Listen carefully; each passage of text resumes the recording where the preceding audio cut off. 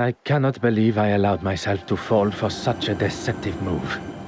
The killer knew I would ask for an alibi, and they knew how to cover their tracks perfectly. Now, though, I have the upper hand.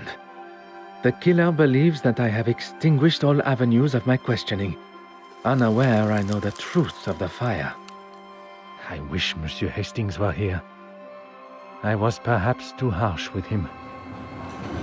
I know of his want for the same as I, the truth. But now I fear that I have lost him to my own tenacious demeanor. Now more than ever do I need my little grey cells working at full capacity. Monsieur Demire and Mademoiselle Babagna.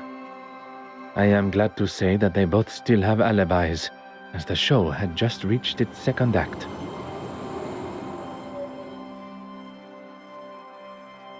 I can be sure that neither was involved. Mademoiselle Farquhat. She claims that she was in the darkroom developing pictures, and even with this new discovery, her alibi stands. Monsieur Dryden can confirm. Monsieur Christiansen, one of my key suspects, drinking alone except for a brief encounter with Monsieur Demire. But Madame Allen can substantiate his trip to see her at the theater to apologize during the intermission.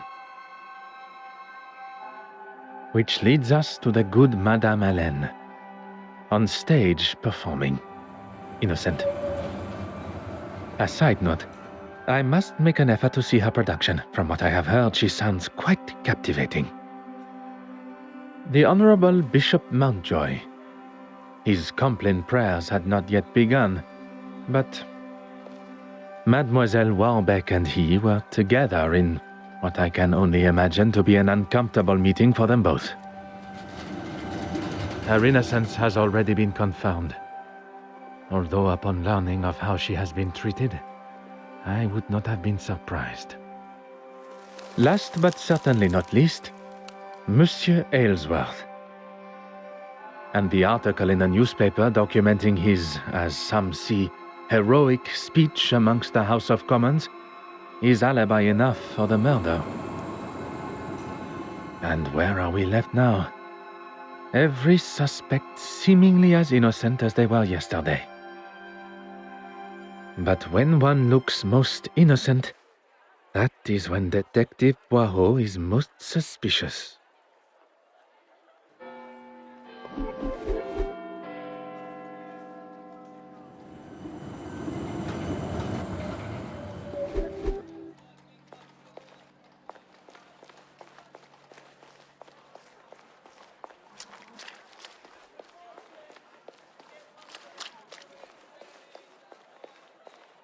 Finally, a face I can trust.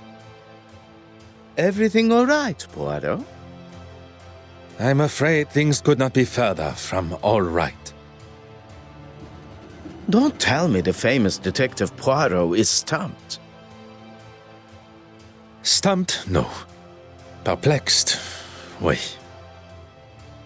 Perhaps you can be my perfect distraction.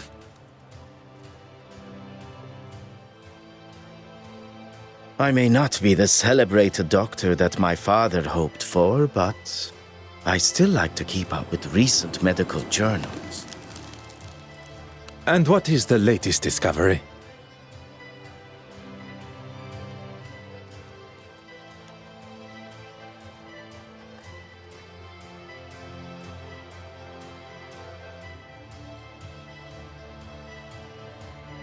This particular article is about the effect of cocaine on the user's body.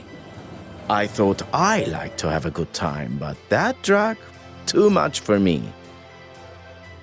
What makes you say that? I wouldn't want my heart beating at the speed of a locomotive. Here, read for yourself.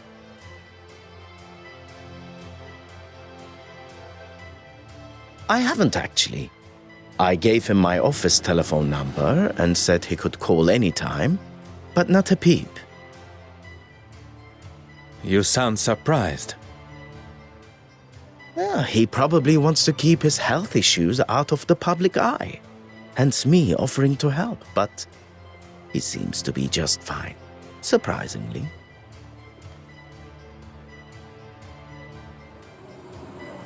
Do you think there is a chance he could have faked it all? How those little gray cells of yours work sometimes. Amazing! Please, my friend. You're serious? Don't know why, but I suppose he could have.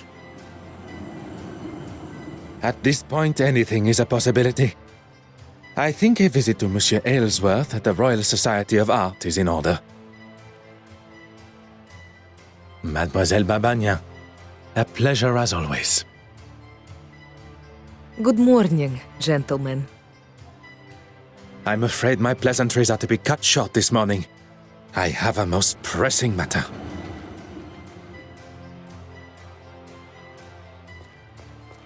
Good morning, mademoiselle.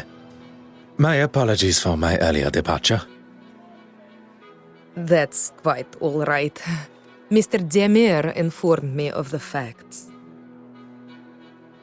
The case has taken a direction I had not foreseen, and it now leaves me. I will not stand here and listen to you wallow. How can I help? Merci, mademoiselle. That is all for now.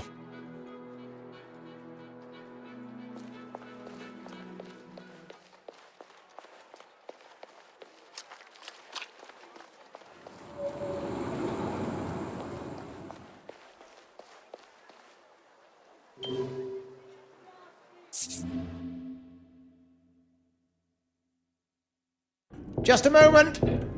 I'm coming. What a great commotion coming from behind the door. What on earth is Monsieur Aylesworth up to? Ah, detective. What can I do for you? Could you spare a moment of your time? If you are feeling up to it? Why wouldn't I? You are recovering from a potentially fatal heart attack. I would not want to aggravate or upset you in any way.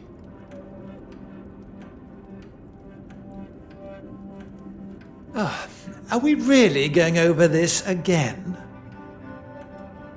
It would help me clear up some discrepancies. Very well. As I've said before, I was in the House of Commons addressing the bench, as you know. And then I was speaking with the reporter. The editor, Nathaniel Dryden. If you say so, at the news office.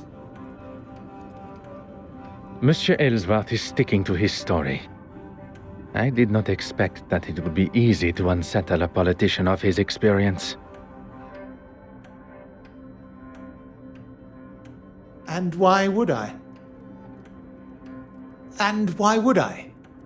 Oh, to thank him for his help at the museum. Yes, of course. I've been meaning to send him a thank you gift.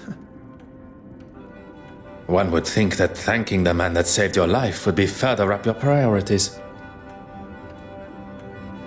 I'm a very busy man, as I'm sure you understand. And I don't know whether I'd go as far as saying he saved my life. On the contrary, had Monsieur Demier not been there with his extensive medical training and a man of your age, perhaps you would not be here talking with me today.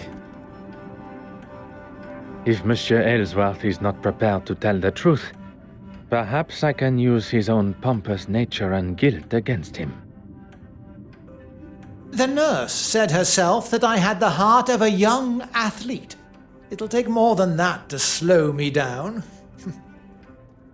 Well, I would not take that as a sign to start a sporting career. Merci, monsieur. I find myself in a most problematic position. My associate, Monsieur Hastings, is nowhere to be found when I need him the most. There must be someone else that I can call upon. Someone to fill the shoes of Monsieur Hastings. For the time being, at least.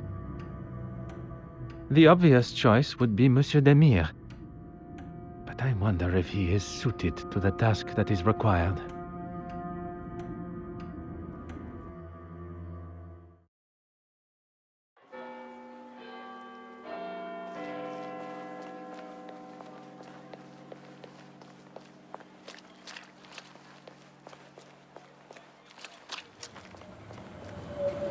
Whatever you need. I must get back to my investigation.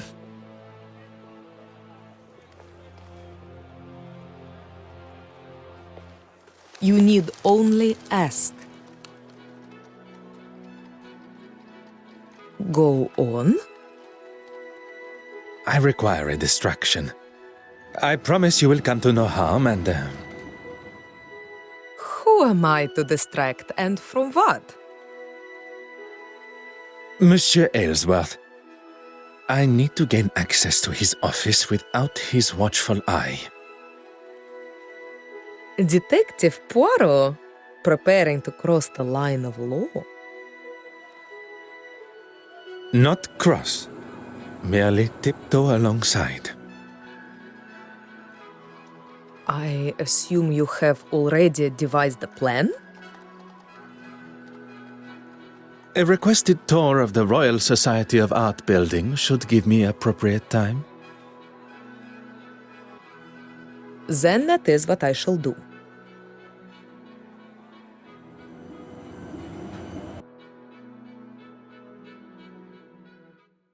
The door has been left ajar, exactly as required. I could hear Monsieur Aylesworth fumbling around behind his door on my last visit, and combined with his hesitation to open his door to me, I can presume he had something he did not want Detective Poirot to see.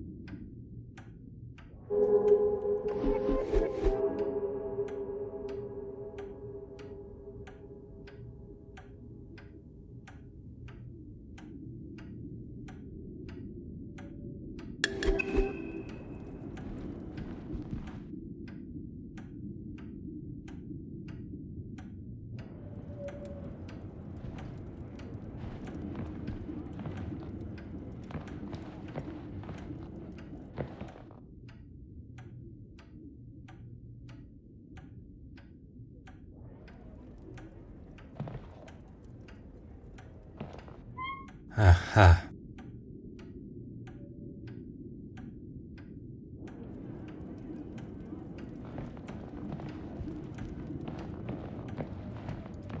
Oh. Ah.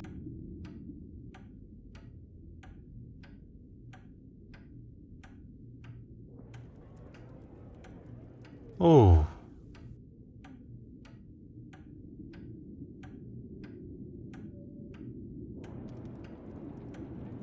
Huh.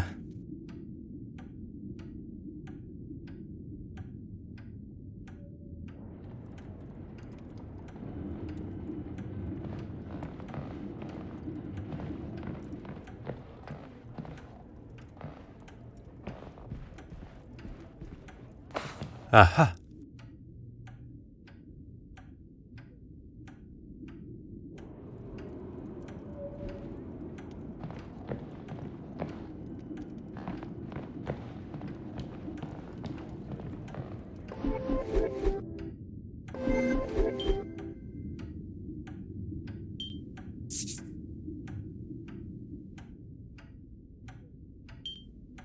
Where is the sense in that?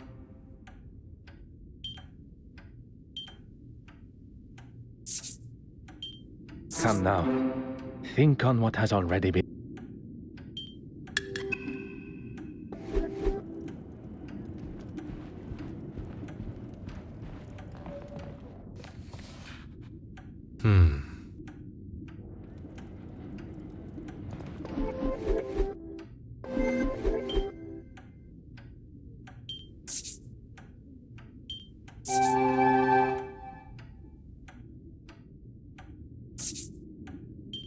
I must take a different approach if I am to uncover the truth. Voila.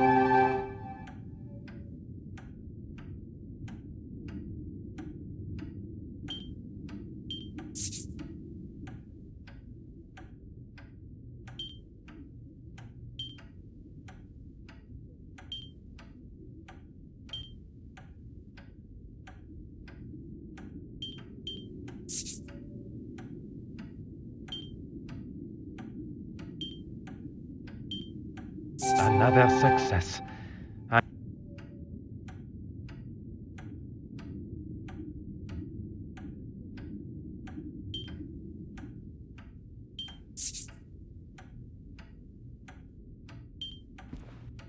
Come, my little grey cells. We must think logically.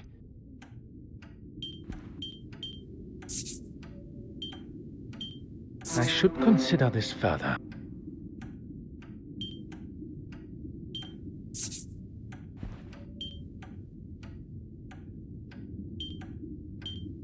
Something just does not feel right.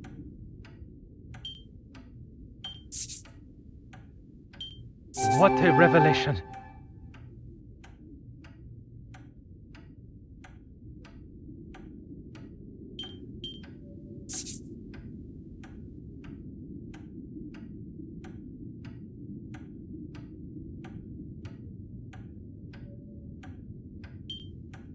This will not get me any closer to my goal.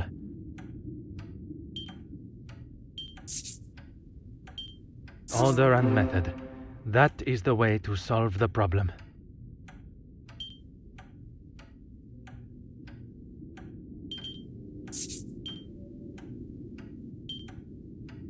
I must act on thought and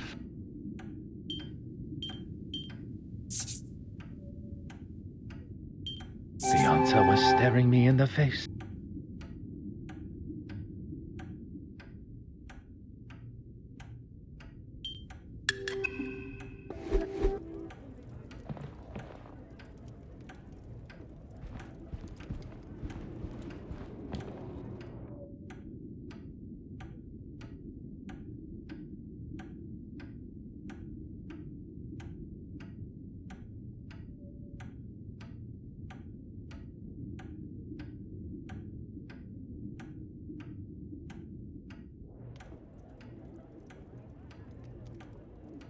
Put your hands up and step away from there. Monsieur, there is no need. Enough of your phony pleasantries. Let's see what the real police have to say. The first thing they would notice is the politician aiming his revolver at an officer while they are conducting official police business. I'm sure they would agree. I have every right to protect myself from a foreign intruder. If you were to lower the gun, perhaps we could discuss the situation we find ourselves in. You may have authority in your own country, but not here. Now, explain yourself.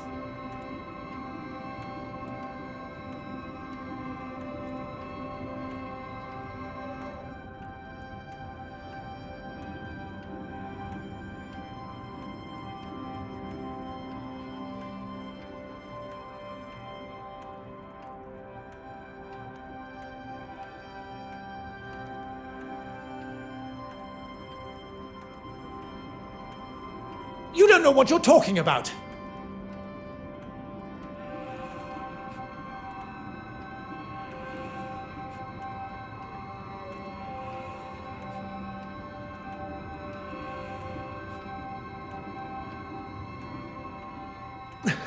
Enough! I need a second to think about all this. How has it all come to this? No, it's not my fault. It's... It is not too late. Your intentions were good. Scotland Yard will look sympathetically at... If you had just left that fool Hardwick to it, we wouldn't be here, and I wouldn't have to do this. I have done nothing but remain honorable to my oath to uphold the law. It is Monsieur's choices and actions that have brought us to this point. And he must accept responsibility for what is to come.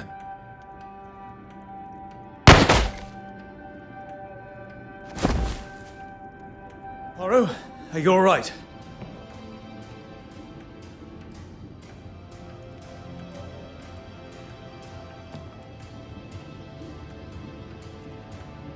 All the better for seeing you, Hastings. I was worried I was going to miss him. Your timing and accuracy could not have been more perfect. What do we do now? We take our leave. And what about him? Will he be okay? He shall be fine. Although I am not envious of the sore head he will awake to. Come, there is much to tell. Behind the bookshelf. But I never.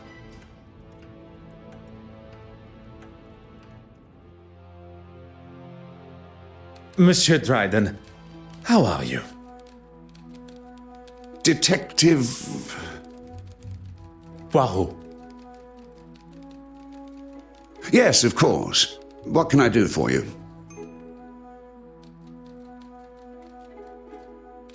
She is, but not here, I'm afraid.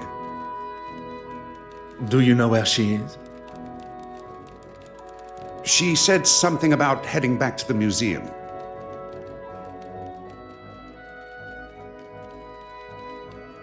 For what, exactly? Forgive me. I recently inherited a number of belongings from a deceased relative, including an undeveloped spool of film. I'd like to help, but there isn't anyone here that could develop them for you. I am more than capable, and I'll leave it tidier than when we arrived. In that case, knock yourselves out. I've got a meeting to run to anyway. I shouldn't be longer than half an hour or so. Pardon. Where has this confident and daring version of Monsieur Hastings been hidden? We all have a hidden side, it's just our own choice of when to show it.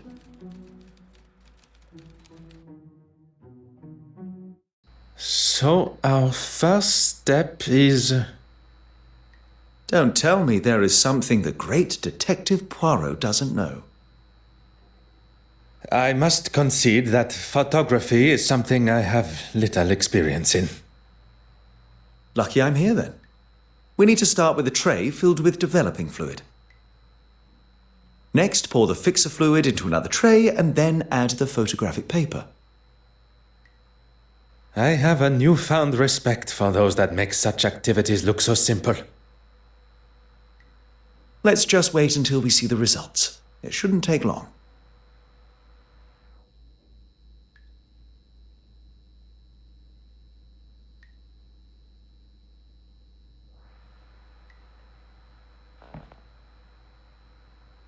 Oh.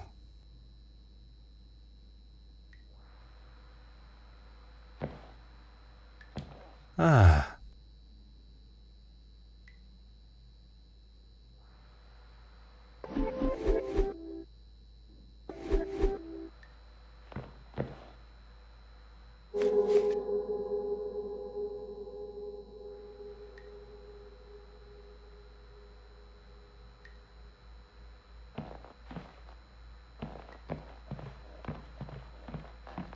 Hmm.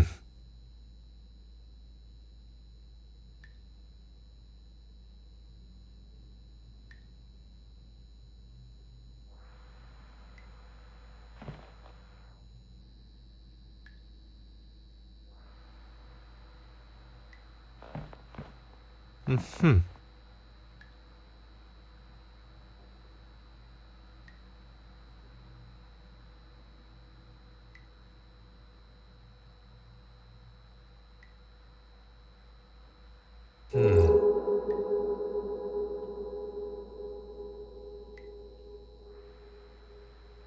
Huh.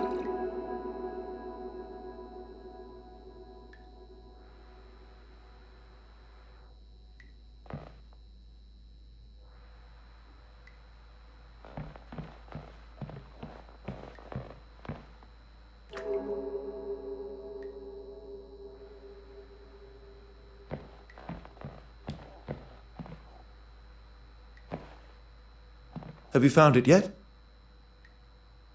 You want the photographic fixer? And how would one know it from another? It smells like ammonia.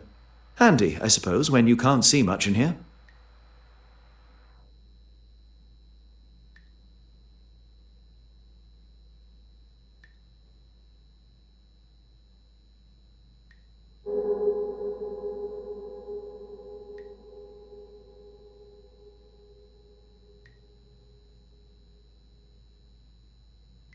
We've already been over this, Poirot. I don't want to argue. I have no intentions of continuing our previous conversation. What we must address now is her potential guilt. She didn't steal the painting, though, we know that. Her guilt in Mademoiselle Court Smyth's murder.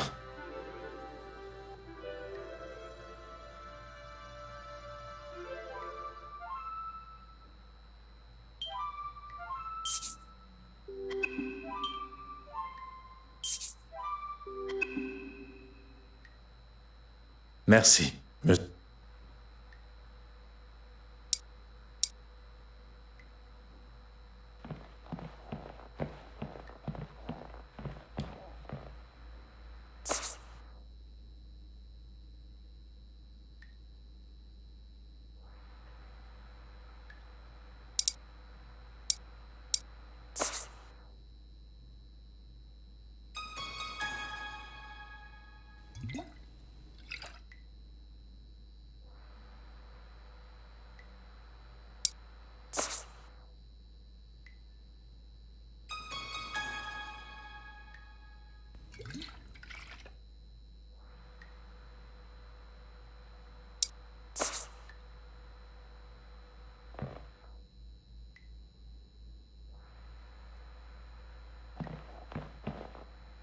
Huh.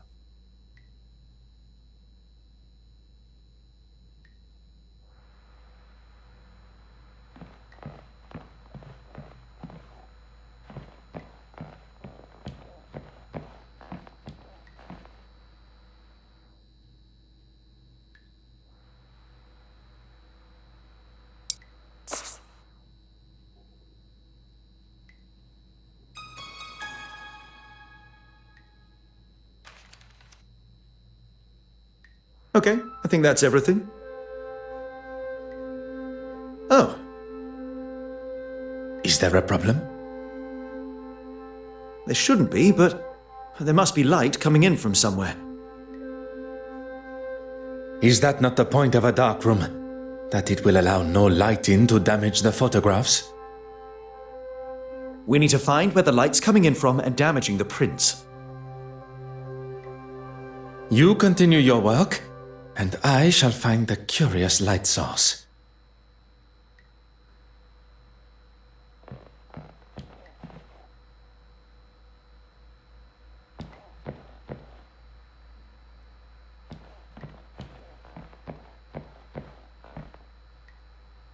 Aha.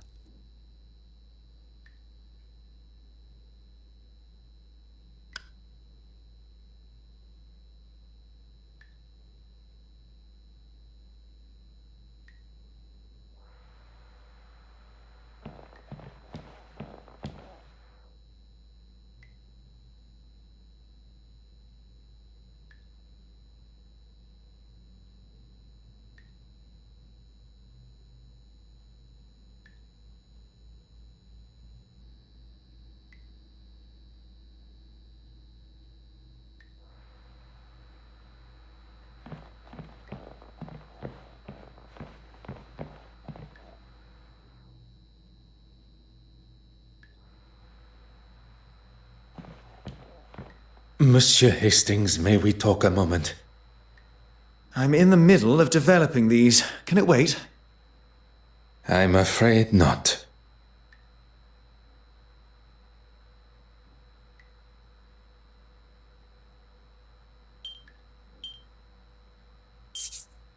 Mr. Poirot, you are a genius.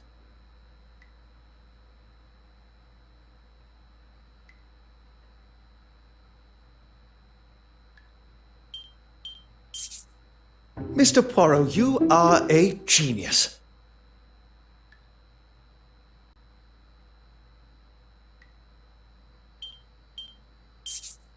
That would never have even occurred to me. I've got a lot to learn. Look, this photograph is just about finished.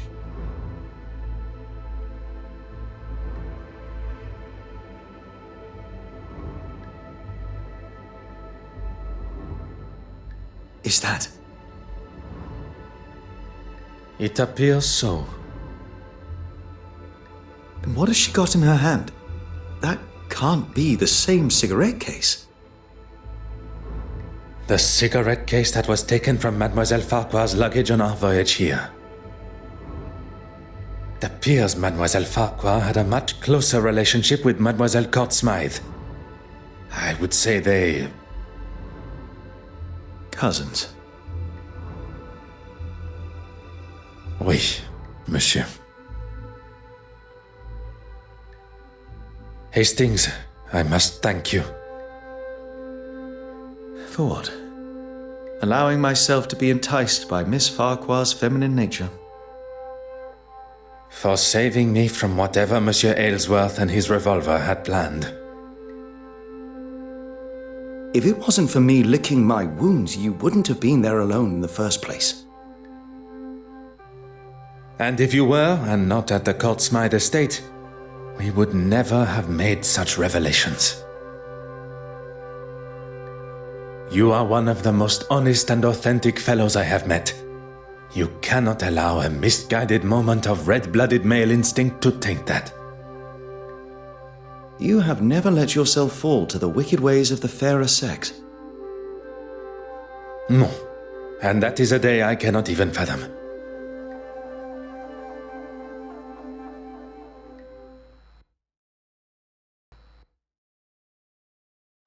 With Hastings' help at the Court Smyth estate, something I would have liked to have considered, we now know the reasoning behind Mademoiselle Farquhar's brutal actions towards her own cousin.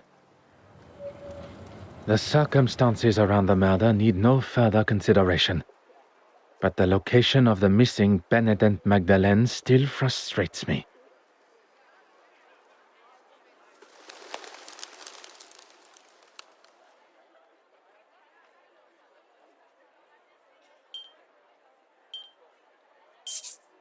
A moment of peace before one's little grey cells must ponder how Mademoiselle Court Smyth made it from the museum with the painting in tow. Ah yes, Hastings had something for me. An invitation to Mademoiselle Court Smyth's exhibit. Even after the truths of her crimes and personal betrayal, Mademoiselle Warbeck still feels it within her for a final send-off.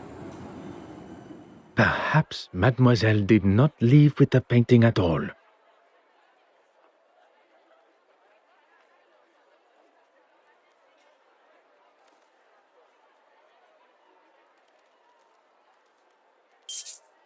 Poirot, there you are. What are you... On this occasion, there is no time for pleasantries. We shall finally bring the mystery of the missing painting to an end. We must return to the scene of the initial crime, the Royal Edward Gallery.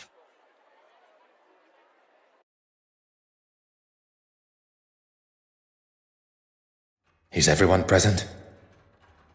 Please ask them to convene in the exhibition room.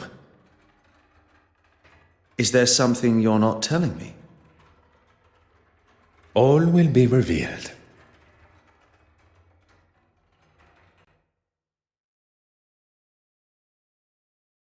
Messieurs et Mesdames, thank you for joining us here today.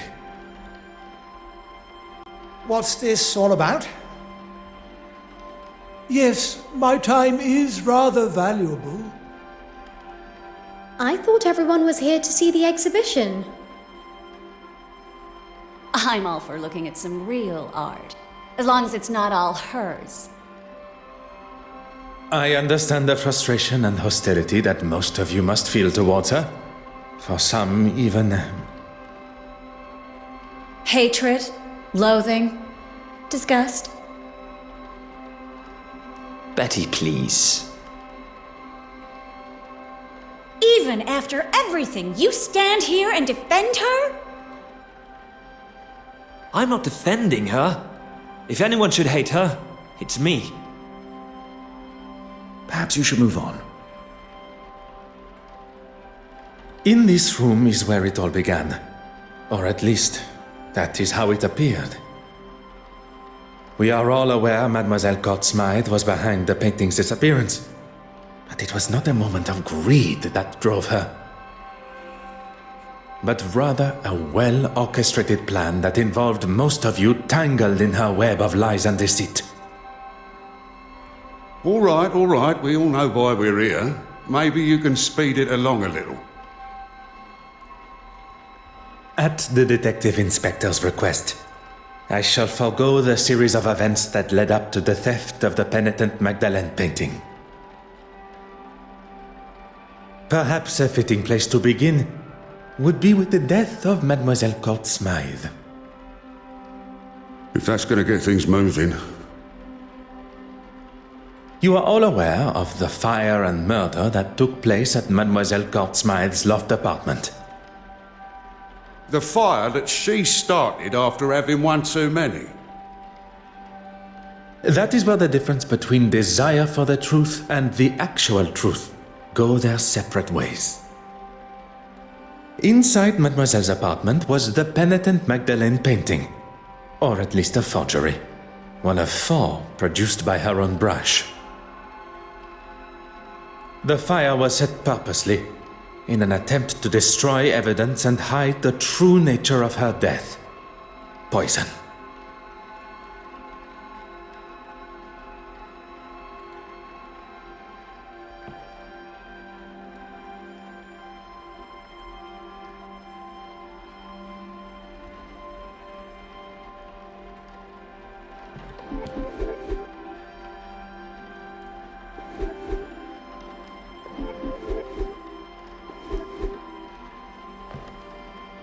You know where the painting is, and who killed Irene.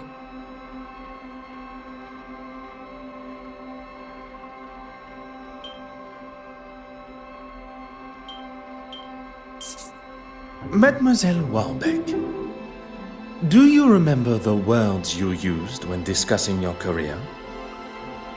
No, I mean, yes. You're taking it out of context. On the contrary, Mademoiselle Court Smyth threatened your career by involving you in the theft. The exact context you described. I wouldn't kill her, though. I couldn't. You cleaned the key to the restoration room, did you not? You continued to deny your involvement with the deceased. A relationship that was nothing more than misplaced love. You think I don't know that now? I knew it had been her that took the key from my pocket. But when I confronted her... Behind bars, that's where she belongs. Give it a rest, old man. She can't speak to me like that. Before you continue riding your high horse, Your Grace, perhaps one should consider one's own actions. My actions? How dare you? You're making a mockery of me, the Church, and God Himself. It is you that makes a mockery, and I am sure God will forgive me for saying so.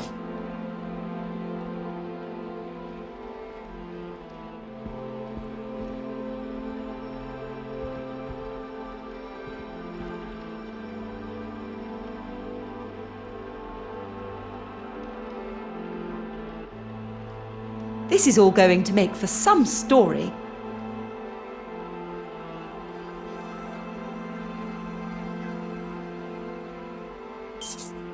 Deals were hatched, forgeries were created, and promises were broken. Mademoiselle Court Smyth used a mask of deception and authenticity to betray you all.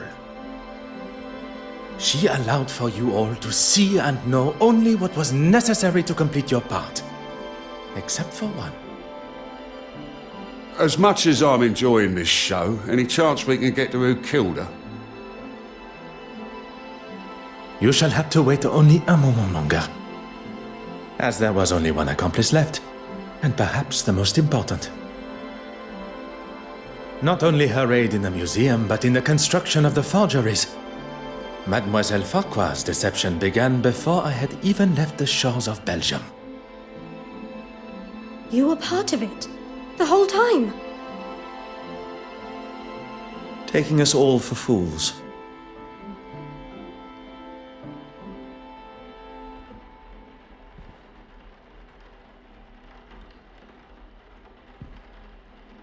I have dedicated my life to serving God. I have no need to be involved in any of this.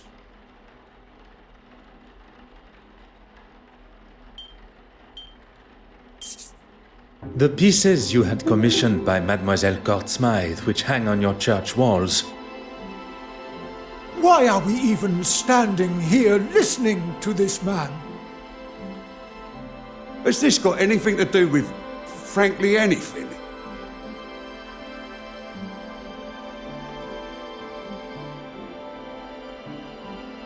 Mademoiselle Court Smyth's forgeries would be hung on the church walls, while the originals were sold on the black market to lace your own pockets. You have no proof of these accusations. Poirot, the penitent Magdalene. How could one forget? We have already discussed one of the multiple forgeries, and found amongst your hidden collection the second.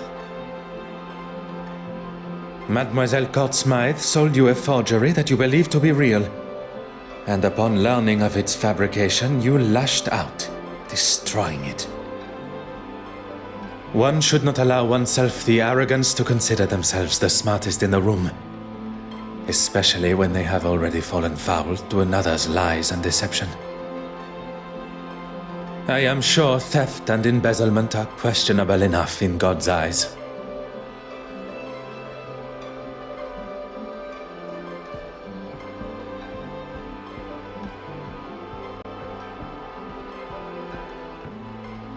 I know things got out of hand, but it was you that broke into my office in the first place.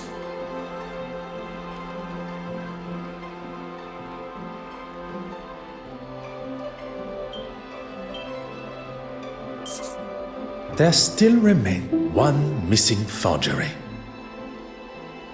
The image of the honorable and distinguished gentleman that you present yourself as has gone on long enough. It may seem like an alien concept to you, but we English, we take great pride in how we present ourselves.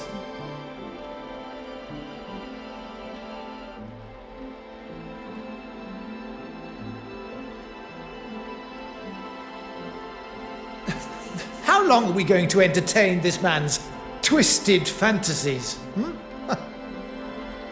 Poirot, can we move this along? While searching the main hall for clues, a snuff box was found, full of cocaine. And after speaking with my good friend, Monsieur Demire, about the effects of cocaine on the human body, Recent studies have discovered that the use of cocaine and other such stimulants can put a tremendous strain on the human body, including an increased heart rate.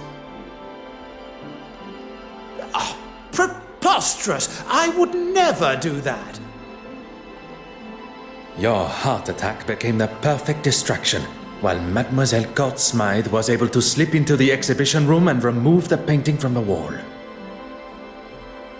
Faking a heart attack is pretty low, even for a politician.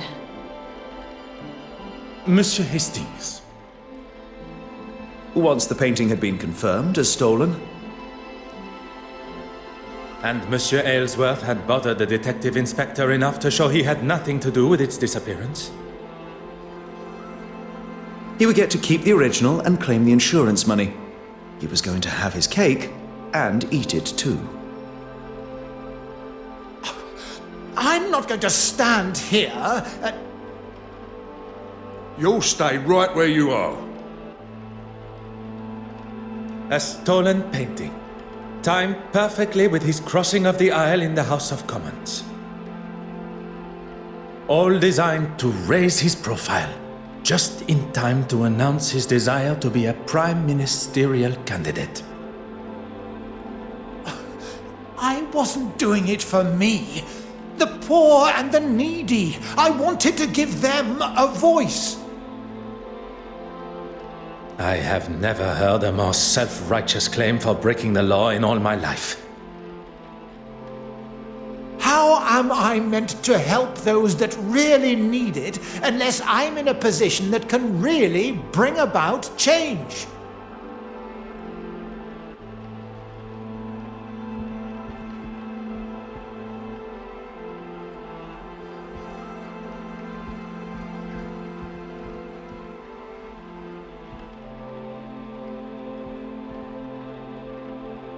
Haven't you caused enough damage?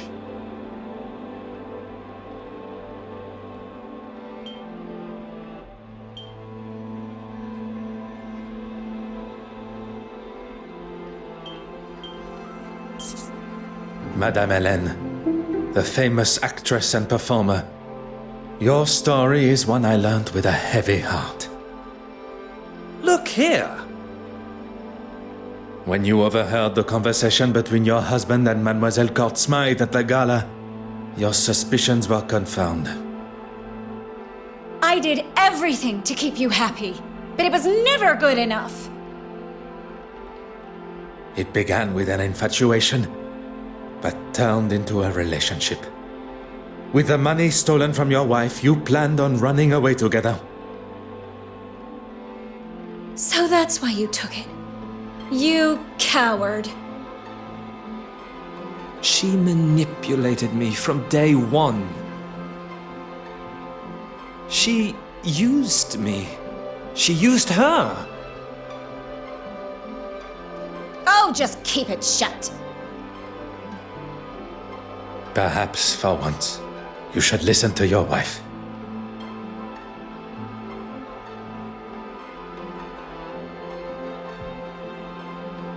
I wonder how many other hidden skeletons are going to appear.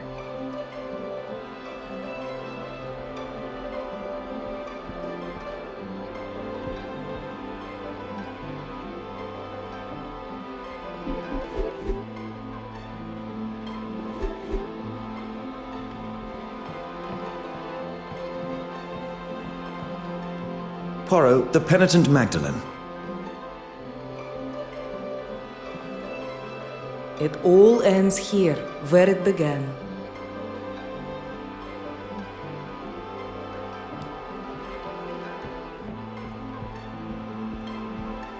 I know you have a flair for the dramatic, but I do have a job to do.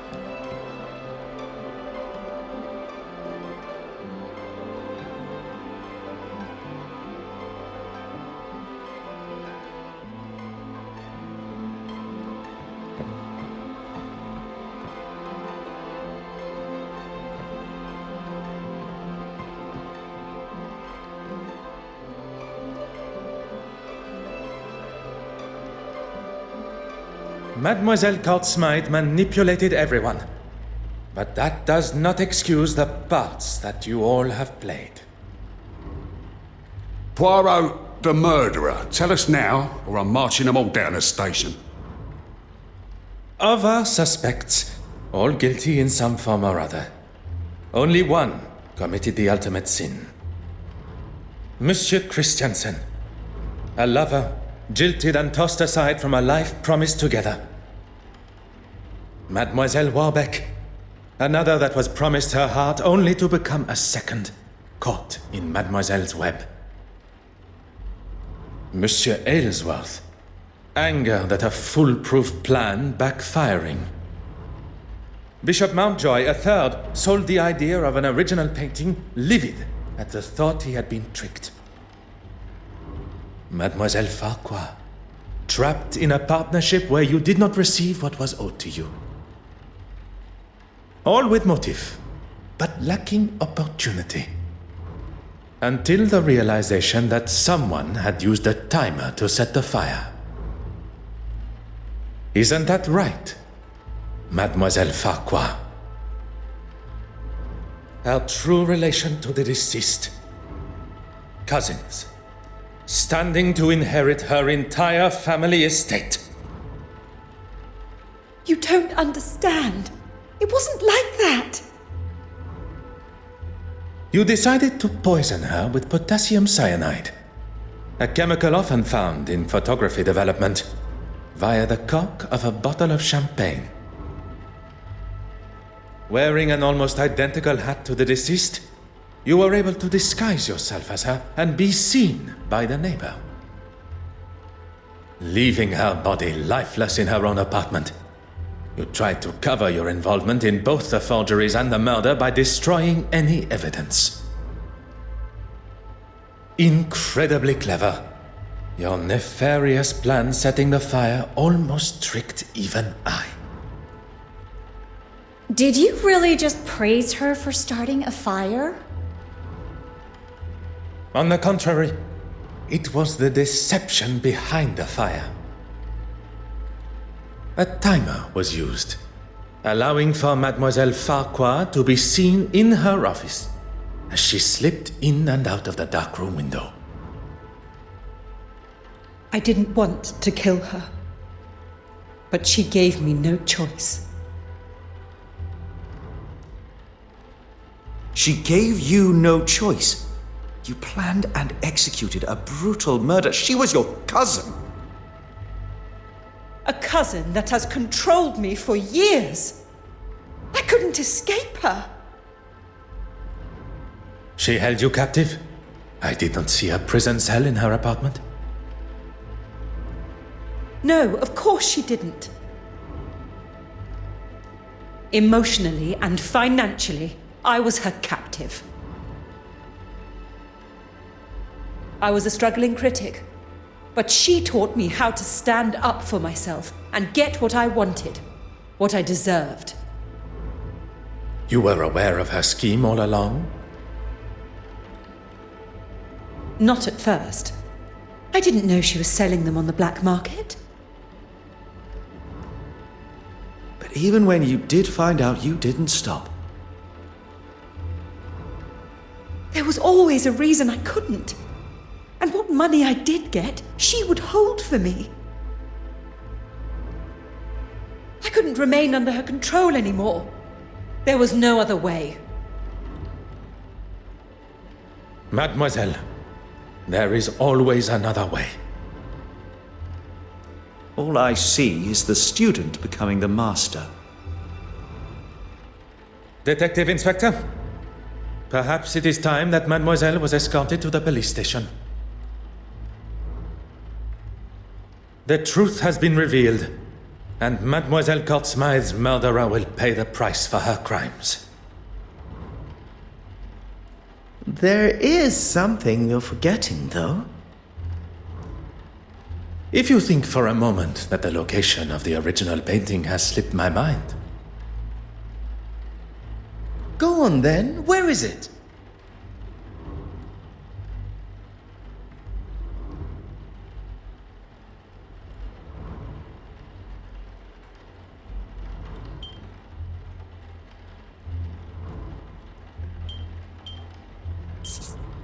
In this very museum. If the original painting was to find its way into her portfolio, it would be returned to her after her exhibition has concluded. Meaning, It would be delivered to her on a plate. exactement. She prepared one of her picture frames and made sure it would be in the restoration room. What on earth is he doing? You've got to be kidding me. It would take too long to remove the nails from the frame and hide it, surely. The nails were sawn down, creating the illusion of being used correctly. when in fact the backboard was easily accessible. Hidden perfectly behind what Mademoiselle Court Smyth deemed to be her masterpiece. I never doubted him for a second. Messieurs et Mesdames, the penitent Magdalene.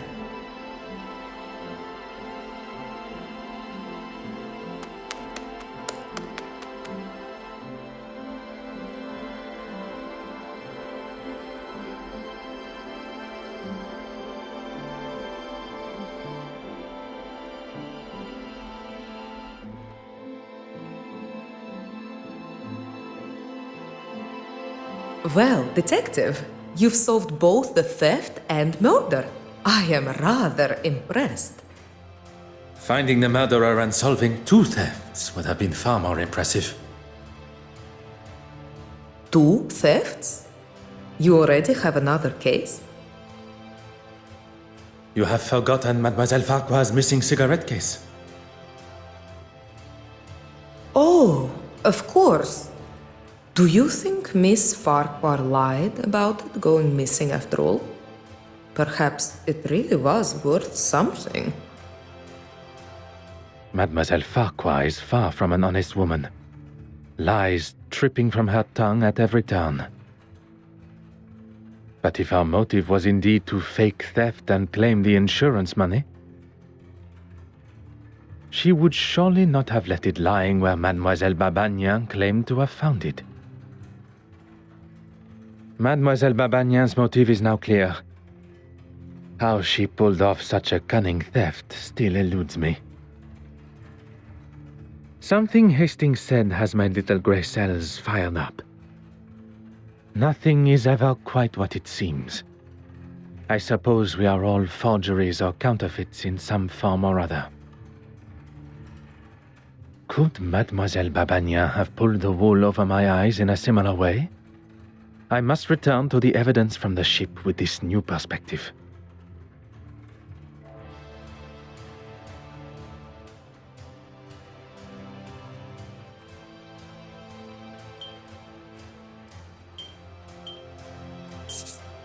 It is you that should be happy, mademoiselle. With no effort at all, you are able to save the day with barely a second thought. You turned a stolen heirloom with a thief and a victim into nothing more than a misplaced item. A case of being in the right place at the right time. I do not believe in coincidence. You were where you were meant to be. Had you not boarded when you did, you would likely have not been invited to the gala at all. Or been able to be within touching distance of so many beautiful and historical pieces, including the silver mantle.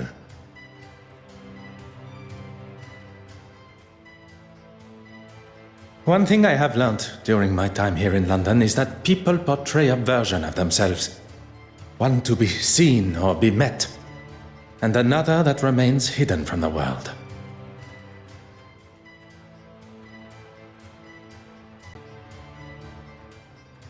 What are you trying to say, detective? That there are some that wear a mask of authenticity. That perhaps, under different circumstances, I would have had the pleasure of meeting a different Mademoiselle Babagnan. Will you be leaving London now? There are a few small matters to settle before I leave. Mademoiselle Farquhat is now in the hands of the Scotland Yard, where she will stand trial for her crimes. You really do believe in the law, don't you? If you do not believe in the law, madness and lunacy will ensue.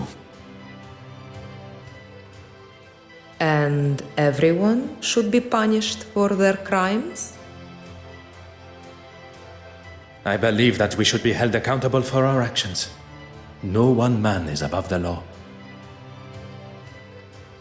Or woman. And you, mademoiselle? Are you to leave London? There's nothing more for me here. I hear Paris is quite beautiful. Perchance our paths should cross again. Perhaps under those different circumstances. I look forward to it, Detective.